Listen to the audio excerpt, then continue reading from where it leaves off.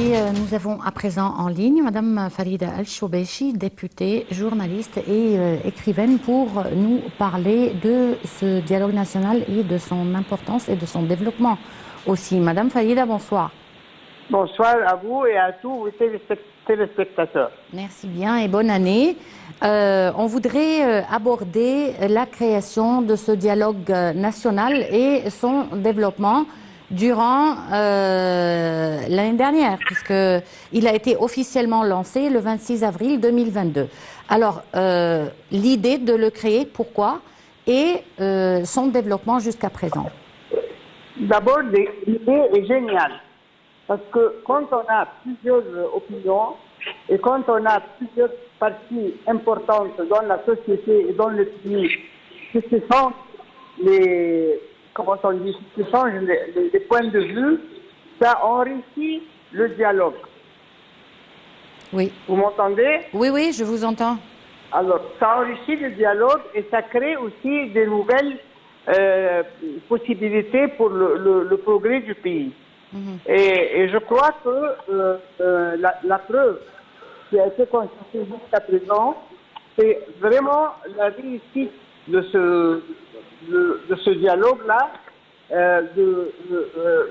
la réussite dans l'avancement de notre pays et brise les portes et les possibilités pour le progrès et pour un progrès vraiment sensible et qui a des conséquences très, très bénéfiques pour notre pays.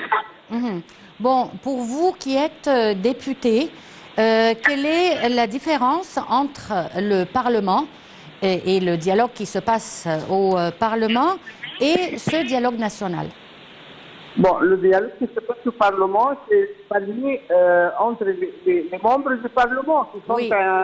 un groupe ou enfin des personnalités différentes, c'est vrai, mais qui sont enfin très peu, 400 et quelques membres. Et là, le dialogue national, ce qui est très bien dans cette initiative géniale du président, c'est qu'il a donné la possibilité à n'importe quel citoyen égyptien de parler, de dire ses idées, de proposer, s'il a des propositions importantes pour le pays. Tout ça, c'est très important parce qu'on est 100 millions et quelques. Alors, oui. quand on a une possibilité que même 1 million qui change d'idées et se complète entre les différentes mentalités du pays et les différents points de vue, ça c'est très important et ça enrichit notre pays. Oui, mais comment alors pour un citoyen ordinaire, s'il a une certaine idée ou s'il a une certaine proposition, comment arriver à la faire parvenir à ce comité? Quels sont les créneaux? Je crois qu'il y a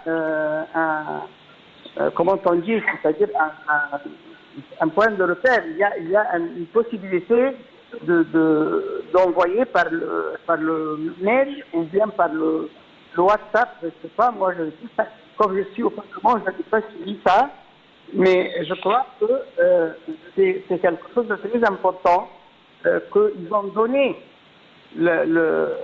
l'adresse TV, enfin Internet, pour que n'importe quel citoyen peut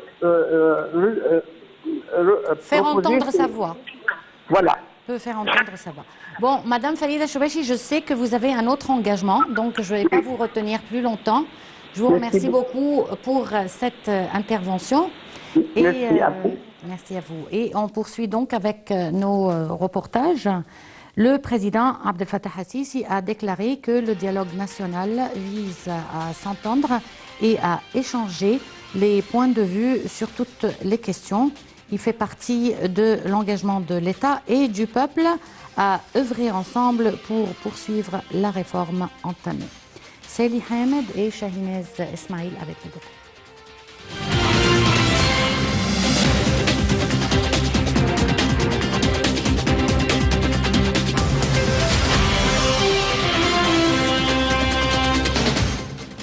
Le 23 octobre dernier, le président Abdel Fattah el-Sisi a déclaré que le dialogue national vise à s'entendre et à échanger les points de vue sur toutes les questions, même s'il y a des avis différents. Il ne faut pas que cette divergence se transforme en différend. Il a indiqué que ce dialogue fait partie de l'engagement de l'État et du peuple à œuvrer ensemble pour poursuivre la réforme entamée.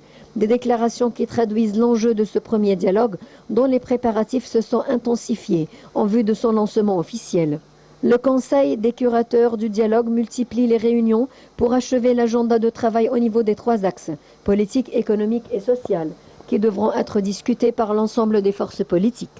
Une dizaine de réunions préparatoires ont été tenues pour achever les procédures organisationnelles avant les débuts du dialogue. Il s'agissait entre autres de s'entendre sur la sélection des rapporteurs et rapporteurs adjoints pour les 3 axes de discussion, les propositions présentées au secrétariat technique et la sélection des thèmes et des noms de participants aux séances du dialogue. Sur les mesures organisationnelles, le Conseil du curateur a décidé de consacrer un jour à la discussion de chaque axe qui sont choisis parmi les représentants des partis politiques, de la société civile, des politiciens, des intellectuels, des personnalités publiques et organisations des droits de l'homme, des syndicats, des centres de recherche et des universités.